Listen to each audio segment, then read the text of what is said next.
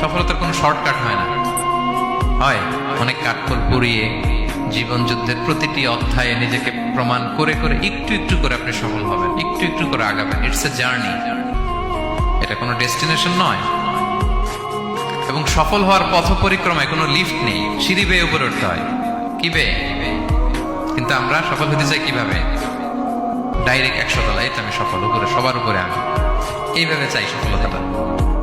সবার উপরে উঠে যাব, গোল্ড মেডেল গলায় পরাই দিবে, আমরা সাকসেসফুল না। সফলতার রাস্তায় কোনো লিফট থাকে না। কি দিয়ে উঠতে হয়? সিঁড়ি বেয়ে ঘাম জড়িয়ে উঠতে হয়। দেখেন, শুধু আলোর মুখ দেখার জন্য মায়ের পেটে আমাদের কত সময় লাগছে বলেন তো? জাস্ট একটু লাইট, হ্যাঁ, 9 মাস 10 মাস সময় লাগছে শুধু একটু আলো দেখবো আমরা। একটু আলোর মুখ দেখার জন্য আমার লাগছে 9 মাস। আর এখানে আমরা শর্টকাট খুঁজি, খালি কি খুঁজি? সফলতার কোনো শর্টকাট নেই। অল্প এফোর্টে যারা সফল হতে চায় এরা কোনোদিন সফল হয় না। ইউসুফ আলাইহিস সালামের জীবনীটা একটু খেয়াল করেন, একটু একটু করে তিনি সামনের দিকে গিয়েছেন এবং সবশেষে ইজিপ্টের ফিনান্স মিনিস্টার হয়েছেন।